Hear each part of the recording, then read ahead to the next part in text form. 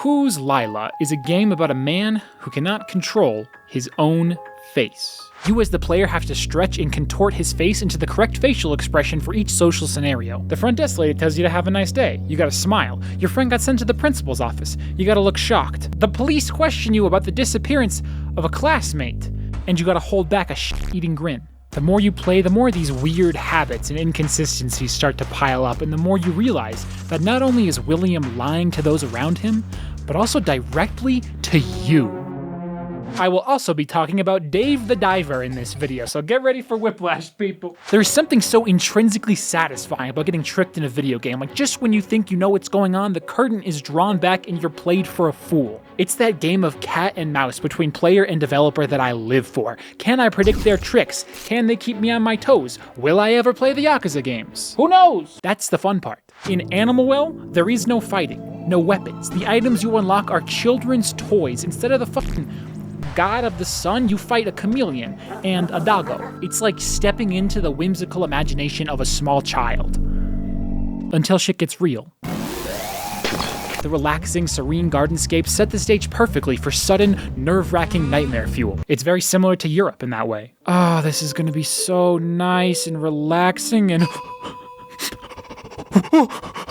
But that's not really the trick with this game. You see, in most Metroidvania games, when you walk into a room, you'll see some ledge you can't reach or a door you can't pass through, and you're forced to ignore it until 5 hours later you get an item. Neuron activation! Like sprinting at Mach 10 to get the fresh hot pocket out of the beeping microwave. It's the most exciting and satisfying thing on the planet to rush back over and finally get through that one spot. Animal Well takes a different approach. This game will hide items and secrets and entire rooms right in front of your eyes, and you'll walk right past them without noticing until an hour later when the veil is lifted and your entire perspective is flipped on its head, turning all of those old areas you've already explored into uncharted territory again. The difference is that in a typical Metroidvania, you're not discovering anything when you get that item and run back. The player already knew that there was a path there, they're just excited to get back and actually pass through it. In Animal Well, when you come back with a new item or new knowledge about the game, it's like you're rediscovering the game again for the first time. So instead of one big aha moment when you pick up a new item, it's like you get 40 smaller aha moments spread out as you traverse back through areas that you've already been and discover everything that's been hiding right in front of your face. Pieces of decoration you've been walking by without a thought for hours turn out to be hugely important gameplay mechanics. You'll find an item, be using it for hours, and then suddenly discover an entirely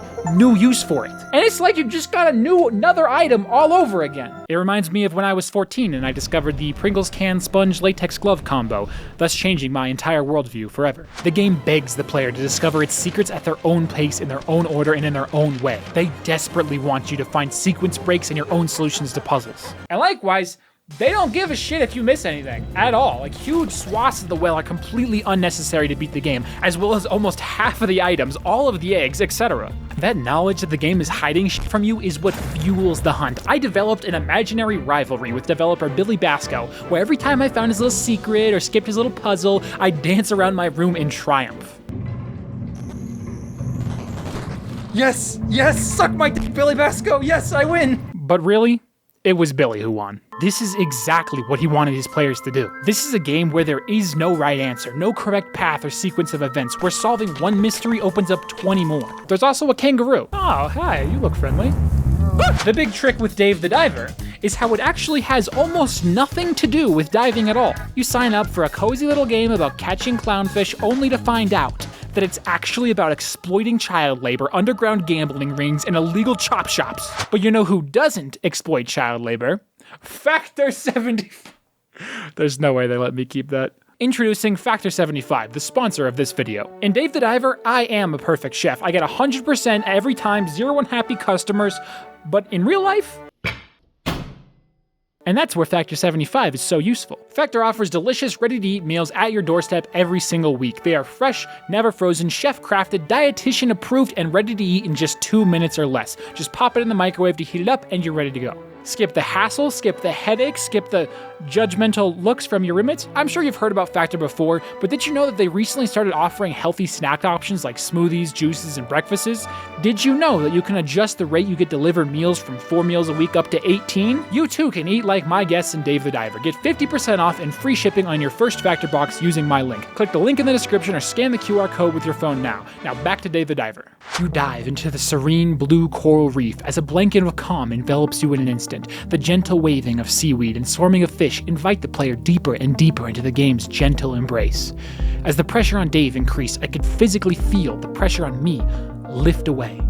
Then boom, there's a giant fucking squid you gotta fight. Oh my god! What the fuck? Oh my god! What is happening?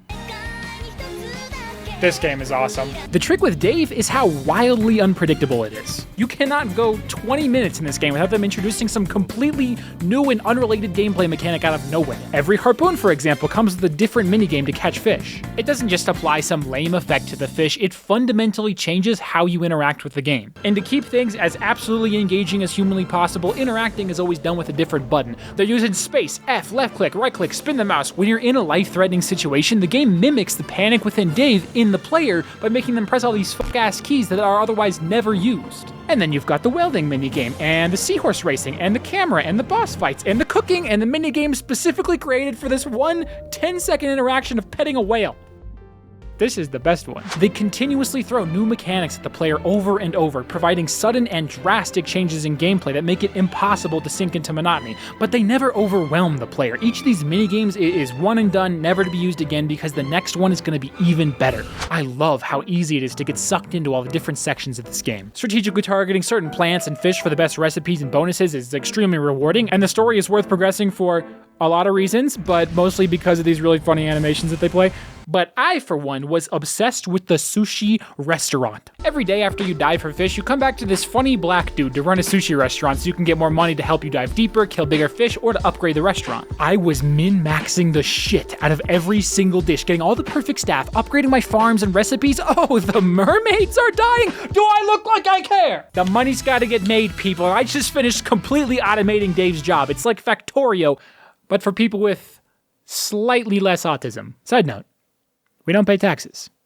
This game fucking rules. The next shiny object is always right on the edge of your screen. The next festival just a few days away. That next story beat just a little bit deeper, forming this giant breadcrumb trail that kept me glued to my screen. And just when you think you're one step ahead, just when you think you can predict what's coming next, they throw the entire complete game of Balatro in just to fuck with you. What? The Stanley Parable is the godfather of all games that trick you. It's a game about an office worker named Stanley who wakes up one day to find that all of his co-workers were gone. And this obnoxious narrator talks over everything and tells you what to do. When Stanley came to a set of 2 open doors, he entered the door on his left. But I am not some baby simpleton, you say to yourself. I will not listen to this dictator narrator. So you go through the door on the right, and you have just fallen victim to this game for the next 5 hours. This is the central gameplay mechanic. The narrator tells you to do one thing, and you have the choice to comply or defy. But this betrayal is all meticulously planned for. Every time the narrator tells you to do one thing, the game is actually secretly screaming, begging, and pleading with you to do the exact opposite. Okay, of course they know I disobey that time, but they didn't expect me to jump off the forklift. Someone you've... What? Really? No way. How did they know? Nah, no way they're expecting this one. This is unintentional. At first, Stanley assumed Come on! Okay, fine. I will do nothing. I will literally do nothing. But Stanley simply... This is a game designed to screw with you. There isn't a single path you can take, item you can interact with, or room you can enter where the developer hasn't planned 8 steps ahead of you. I remember I just had this big-ass grin on my face the entire time I played this. Every time I planned something, they'd call me out on it. Every time I tried to defy them, turns out they already knew I was gonna do that 11 years ago. You heartless bastard. It really does feel like the game is reading your mind sometimes. Maybe I'm just a stupid American, but I feel like all humans as a species want to break the rules sometimes. It's liberating. The Stanley Parable plays with that innate desire by literally blasting this narrator over the intercom and telling us what to do, and then giving us the choice to say, screw you, I do what I want, which is the exact moment that they pull the rug right out from under you. And then there's the sequel that comes out. It looks just like a console port remaster with better lighting, right? Well, that's exactly what it is for a while, until, oh my god, they hid an entire separate game here disguised as a remaster. It's a trick inside of a trick inside of another trick, and as I was writing this script, I realized, wait a minute, this whole game is a trick. The point of this entire game wasn't just to make some funny meta narrator interactions, it was a meta commentary on the entire video game industry as a whole. In the original, it was about the illusion of choice and free will in games where all endings are predetermined, and the sequel is about the never-ending re-releasing of old games and the changing relationship between developers and players. I'm not even playing the game right now, and they just got me again, god damn it! Dave the Diver hid all of these gameplay mechanics and minigames, Animal Well hid half the map, and Hyperlight Drifter hides its story. When I first played this back in high school, there was no story. It was just a pretty game about killing slimes and looking badass doing it. And that's because to actually get the full story, you really have to take your time and observe the game. There's no dialogue or exposition, just the dilapidated remains of a once powerful civilization whose technology far surpasses what the locals utilize today. Some great calamity allowed titans to ravage the land, and you are dying. Our character starts the game in a hospital, uncontrolled with retching of blood and collapsing into violent nightmares. This happens to me too sometimes, just with different content. They're not real, their spines can't move like that, it's not real. And what do you do when you find out you're dying? You search for a cure. When I first played this game, all of that went completely over my head, probably because it was being streamed to me over Parsec by my friend with 8 seconds of input lag, but as far as I understood at the time, you're just this dude who runs around looking for crystals so he can get the big crystal, and there's a giant demon guardian who keeps giving us nightmares to try and stop us. I thought it was pretty surface level interesting, and there was some nice evocative art, and that was it. Until I learned that the developer almost died making this game. Alex Preston, the creator of Hyper Light Drifter, made this game on his deathbed. He suffers from a very serious heart condition and a load of other issues that have left him in and out of hospitals for his entire life. When he started working on Hyper Light Drifter, he was literally hospitalized because he had lost so much weight that his life was in danger. He worked on the Kickstarter for just a few hours a day on his laptop in the hospital with what little energy he could muster. The fear of death was baked into this game from its very inception.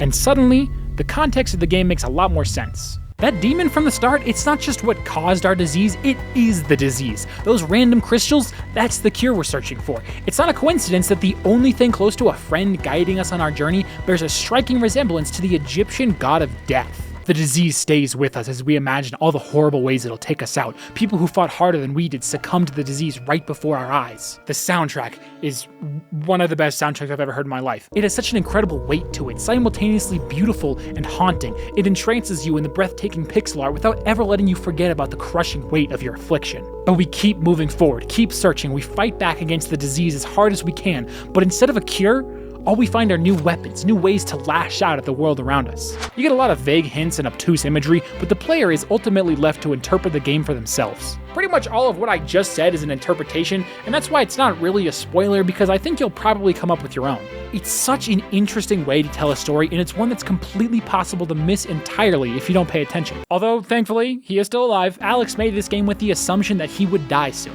wanting only to share something special with the world before he left. Yes, there are hidden lore tablets and stuff in this game, but the trick is that this story is actually Alex's story. Hyper Light Drifter shares the unique experiences and perspectives of a man who knows he's gonna die. And when I found that out, it recontextualized everything in the game for me. I've never been so happy to be tricked like this.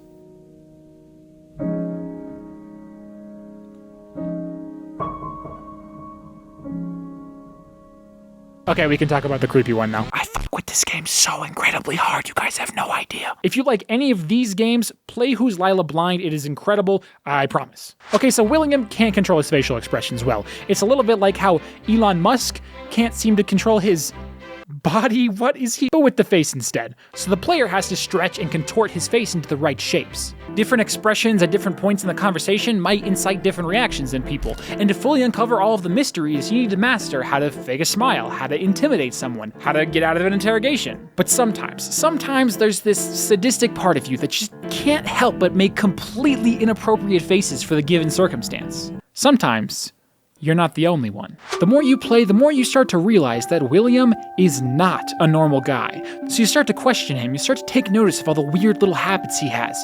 What are his connections to this cult leader that died in a fire? Why do I have to take the trash out every morning? Why does he try so desperately to forget this girl? Why do I have to contort his face for him? And at the forefront of all of it, who's Lila? And in this questioning, the game's story begins to unfold. They hide their secrets everywhere, in Twitter accounts, in the Steam page, in this fucking demon window that gets downloaded to your desktop and reacts dynamically to events happening in game.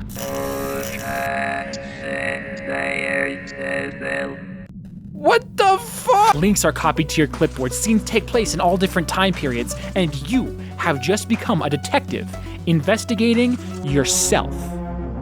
The crazy trick with this game is that the killer is you. Or maybe it's not. Maybe I just tricked you. Who's Lila is provocative, it is horrific, and it's really, really hard not to spoil, which is why I can't actually talk about it for much longer. I've left at least 3/4 of the game completely untouched. If you think it looks interesting, I highly recommend it. As well as all of the games that I talked about in this video. The theme with tricking things was just kind of like a cute way to stitch them all together and make it perform better with the YouTube algorithm, but really there were just 4 games that I played recently and really liked and I wanted to talk about. Thank you guys so much for the continued support. Thank you patrons, especially my $5 patrons, Rainers of Fall, Crybaby, and Duck.